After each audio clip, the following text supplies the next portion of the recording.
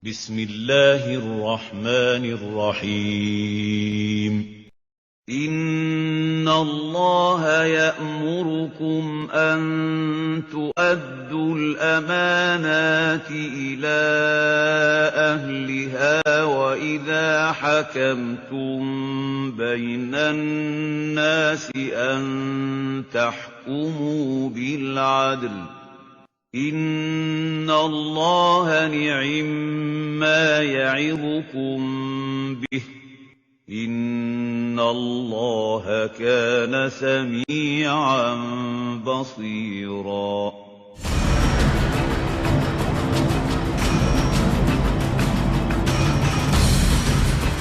Assalamualaikum warahmatullahi wabarakatuh. Selamat pagi pemirsa, ketemu lagi dengan program Hasanah Ensiklopedia Islam Dunia yang mencerahkan hari Anda.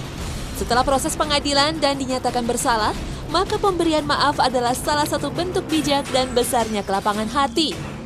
Namun jika maaf tak diberikan, maka hukum pancung layak dilaksanakan tanpa ampun.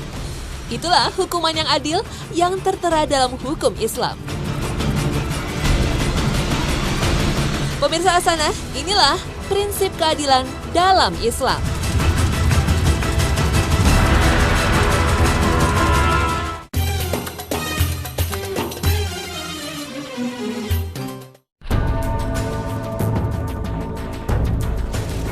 Adil, menurut tata bahasa dapat diartikan sama berat. Sedangkan dalam konsep syariat, adil adalah wad'u syaihi fi maudhi'ihi, menempatkan sesuatu pada tempatnya. Kata adil akan selalu dikaitkan dengan sebuah tindakan untuk memecahkan sebuah pelanggaran atau perselisihan yang dilakukan tanpa adanya keberpihakan terhadap salah satu pihak. Berlaku adil sejatinya adalah salah satu pilar dalam menegakkan kebenaran, serta merupakan salah satu bentuk ketakwaan dari seorang hamba kepada Tuhannya. Seperti yang tersari dalam surat Al-Maidah ayat ke-8.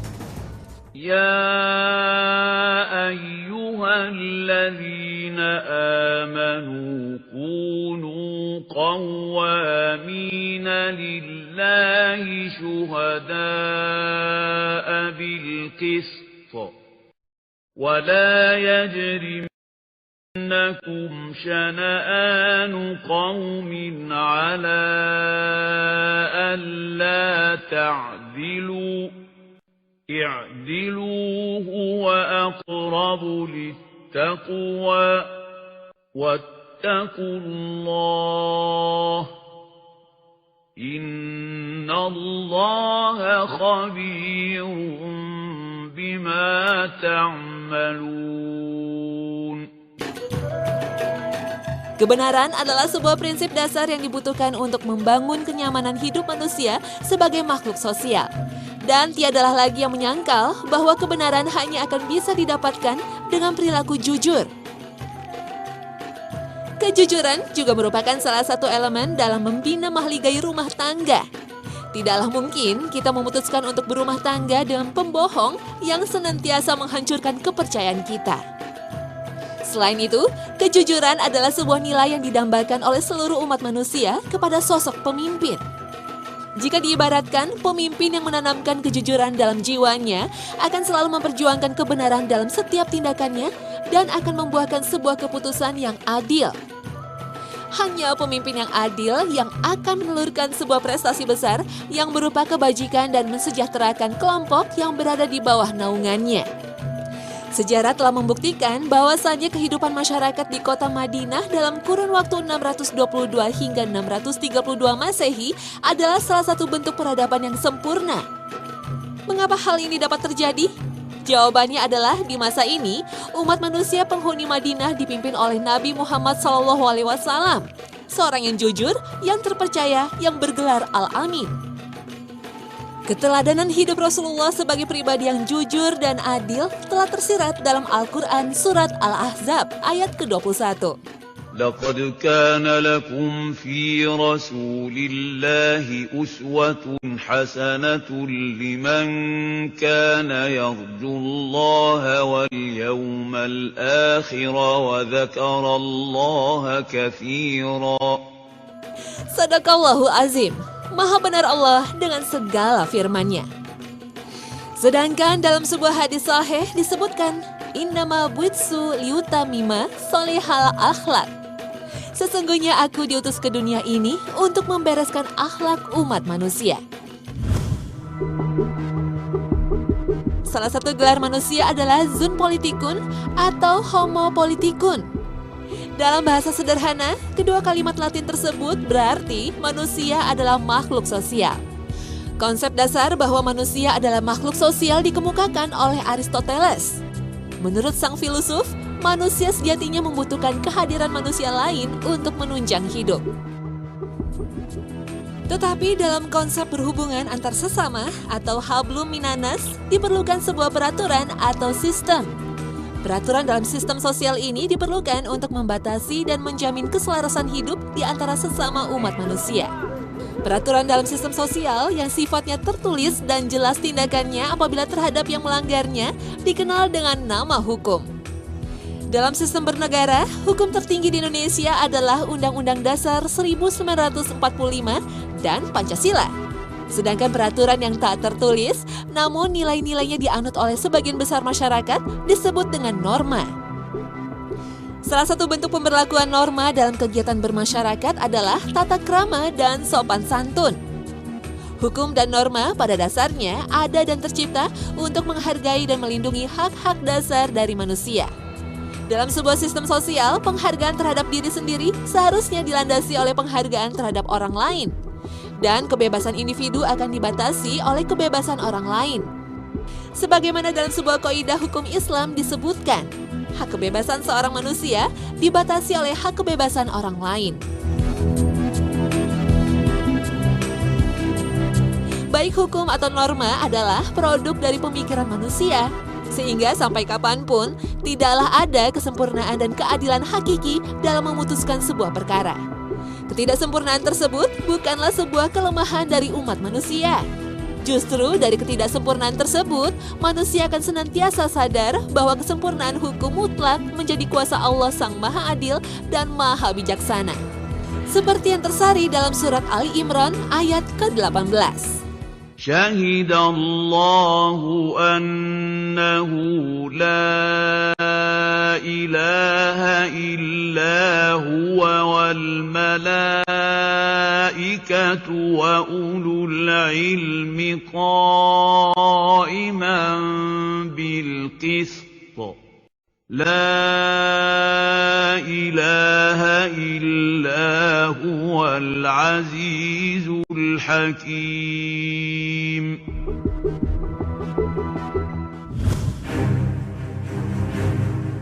Hakim adalah salah satu profesi penting yang hampir ada di semua negara.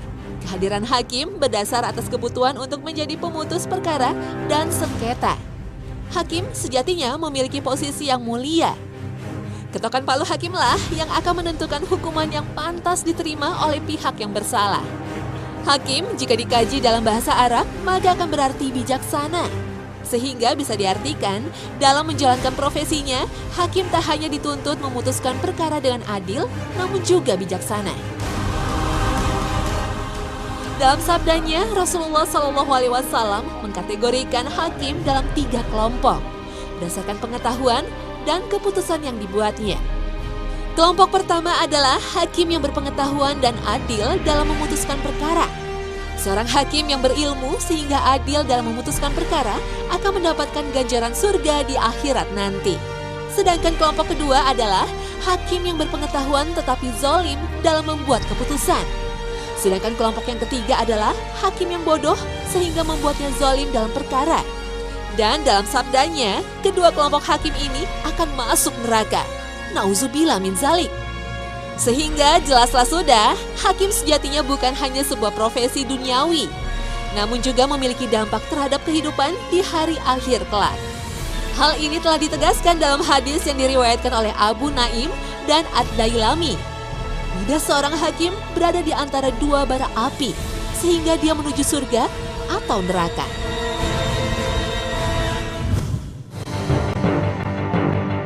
Indonesia sebagai sebuah negara yang berlandaskan hukum memiliki sebuah lembaga tinggi negara yang bernama Mahkamah Agung. Lembaga ini adalah lembaga peradilan tertinggi di Indonesia. Semua perkara hukum, baik perkara pidana maupun perdata yang diputuskan oleh para hakim di Mahkamah Agung akan memiliki kekuatan hukum yang tetap dan mengikat. Namun perubahan atau amandemen dalam Undang-Undang Dasar 1945 sedikit merubah sistem peradilan di Indonesia. Hal ini seiring dengan dibentuknya lembaga komisi yudisial. Salah satu wewenang komisi yudisial adalah mengawasi kinerja hakim. Fungsi lain dari komisi ini adalah mengusulkan nama yang pantas untuk menduduki jabatan sebagai hakim agung. Semangat dalam perubahan sistem ini adalah untuk memperbaiki dan menyempurnakan sistem hukum di negeri ini. Masyarakat dan para pencari keadilan bisa melayangkan aduan kepada komisi ini jika merasa tidak diperlakukan adil oleh lembaga peradilan. Dan dengan wewenangnya, komisi yudisial bisa merekomendasikan pemberhentian hakim dari posisinya jika dirasa melanggar kode etik. Beberapa contoh pelanggaran kode etik oleh hakim yang mengemuka adalah ucapan seorang kandidat hakim agung ketika menjalani uji kelayakan dan kepatutan di Dewan Perwakilan Rakyat. Dalam sebuah sesi tanya jawab mengenai hukuman atas kasus pemerkosaan, sang calon hakim agung tersebut mengeluarkan sebuah lelucon yang tidak pantas. Hal ini pada akhirnya memantik reaksi masyarakat luas karena telah menyinggung bahkan melukai perasaan para korban perkosaan. Penyimpangan perilaku hakim juga tercium dalam kasus pembatalan putusan hukuman mati pada terpidana kasus narkoba setelah menjalani proses peninjauan kembali di Mahkamah Agung. Tak hanya itu saja kasus buram yang melanda lembaga peradilan. Di akhir 2012 lalu, terkuak sebuah fakta bahwa terjadi pemalsuan vonis yang diduga dilakukan oleh seorang hakim agung. Surat Al-Baqarah ayat ke-178 adalah salah satu tuntunan bagi umat muslim dalam memutuskan sebuah perkara, khususnya pembunuhan. Ya ayyuhalladzina amanu kutiba alaikumul qisasu fil qatla الحر بالحر والعبد بالعبد والأنثى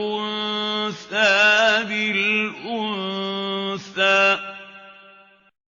فمن عفي له من أخيه شيء فاتباع بالمعروف وأداء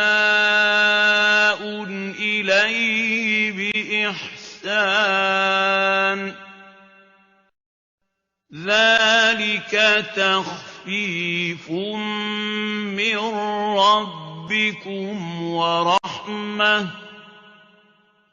فمن اعتدى بعد ذلك فله عذاب أليم. Dalam surat ini, Allah Subhanahu wa Ta'ala dengan tegas menyerukan kepada kaum muslimin untuk melakukan hukum qisas kepada para pembunuh. Qisas bisa diartikan sebagai sebuah hukuman yang setara dengan perbuatan keji yang dilakukannya. Sehingga pelaku pembunuhan mendapatkan ganjaran hukuman mati karena sesuai dengan kekejaman yang dilakukannya. Salah satu negara yang menerapkan hukum qisas adalah Arab Saudi. Penerapan hukum qisas ini beberapa kali harus bersinggungan dengan warga negara, khususnya para tenaga kerja Indonesia di luar negeri. Beberapa wanita Indonesia pada akhirnya harus meninggal dunia dalam eksekusi pancung karena terbukti melakukan pembunuhan. Eksekusi yang dilakukan dalam hukum qisas dilakukan setelah dilakukan proses peradilan. Dan ketika keluarga korban menolak untuk memberikan maaf, maka sudah menjadi tugas algojo untuk memancung pelakunya. Salah satu algojo dalam pelaksanaan hukum qisas adalah Sa'ad al-Beshi. Pria ini menjadi algojo untuk menggantikan ayahnya yang meninggal dunia di tahun 1412 Hijriah.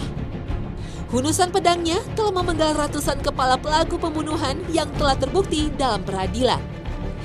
Namun pelaksanaan eksekusi qisas bisa dibatalkan ketika keluarga korban memberikan maaf kepada sang pembunuh. Dan sesuai dengan surat Al-Baqarah ayat ke-178. Pelaku yang diberi maaf hendaknya membayar diat.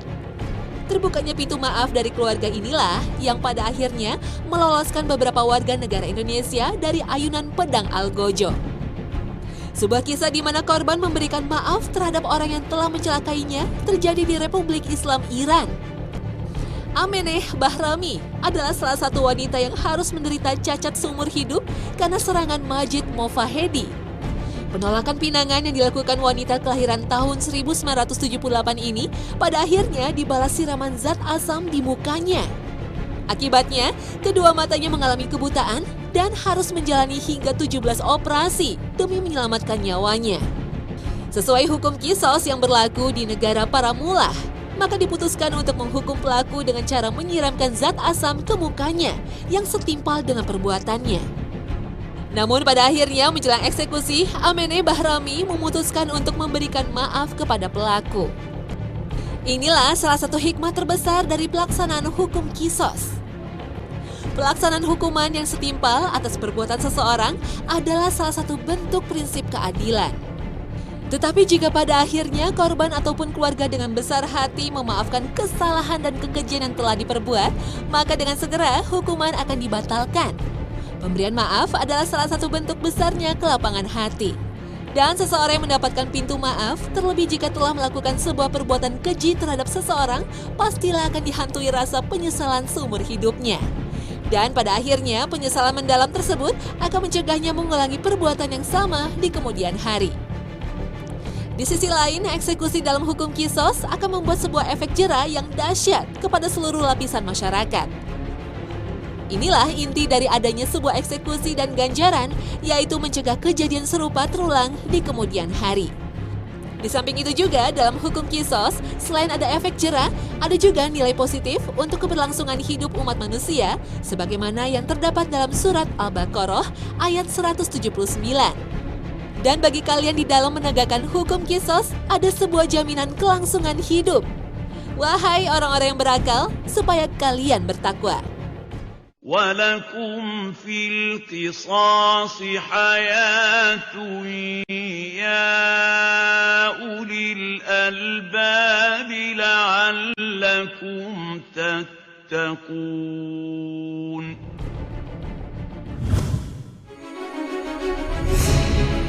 Hukum taziri adalah sebuah hukum dalam Islam yang mengatur sebuah perkara yang tidak tercantum langsung di dalam Al-Quran dan Al-Hadis. Salah satu contoh perkara yang masuk ke dalam ranah hukum takziri adalah tindak pidana korupsi. Korupsi pada dasarnya merupakan sebuah perbuatan yang telah terbukti berakibat buruk dan menghilangkan azas keadilan dalam sendi-sendi kehidupan bermasyarakat. Korupsi akan menghilangkan kesempatan ribuan, bahkan jutaan hak anak bangsa untuk mendapatkan kesejahteraan. Dan dampak buruk korupsi adalah semakin nyata seiring dengan semakin besarnya wewenang dan kekuasaan yang dimiliki oleh pelakunya. Korupsi yang dilakukan oleh para penyelenggara negara hingga nilainya mencapai ratusan miliar rupiah akan menyebabkan terpotongnya anggaran untuk membangun berbagai sarana publik seperti sekolah, jalan, jembatan, dan rumah sakit. Jamak diketahui bahwa di berbagai penjuru negeri masih banyak status daerah yang tertinggal dan di bawah garis kemiskinan. Kesempatan untuk memperbaiki kesejahteraan mereka pada akhirnya harus tertunda bahkan hilang karena tak adanya kucuran dana karena dihisap oleh para koruptor. Tidaklah mengherankan jika pada akhirnya korupsi miliaran bahkan triliunan rupiah akan selalu melibatkan para penguasa. Besarnya kerusakan yang ditimbulkan oleh korupsi pada akhirnya mendorong para ulama yang tergabung dalam Nahdlatul Ulama menyerukan agar dilaksanakan hukuman mati bagi para koruptor. Hukuman mati dipandang perlu dilaksanakan untuk memberikan sebuah efek jera sekaligus mengobati kekecewaan khalayak atas ringannya vonis yang diterima oleh para koruptor.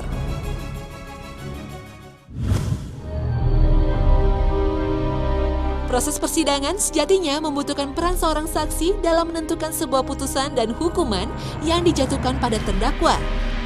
Perkataan para saksi adalah salah satu landasan bagi para hakim untuk memutuskan sebuah perkara. Saksi akan menguatkan atau melemahkan sebuah tuduhan yang diarahkan pada terdakwa. Sehingga kesaksian seseorang dapat merubah arah keadilan dalam proses persidangan. Dan apabila seorang muslim harus bersaksi dalam persidangan, maka sudahlah jelas bahwasannya ia harus berkata jujur sesuai dengan apa yang ia lihat, ia dengar, dan ia ketahui. Al-Quran telah menjelaskan pentingnya berkata jujur ketika bersaksi dalam persidangan. Hal ini telah tersirat terdapat dalam surat An-Nisa ayat ke-135. يا أيها الذين آمنوا كونوا قوامين بالقسط شهداء لله ولو على أنفسكم أو الوالدين والأقربين إن يكن غنيا أو فقيرا فالله أولى بهما فلا تتبعوا الهوى أن تعدلوا وإن تلووا أو تعرضوا فإن الله كان بما تعملون خبيرا. Dalam sebuah sabdanya, Rasulullah menjelaskan bahwa salah satu dosa paling besar ialah kesaksian palsu. Sehingga semakin kuatlah landasan kita untuk berkata jujur ketika dimintai kesaksian dalam upaya untuk memutuskan sebuah perkara dan sengketa.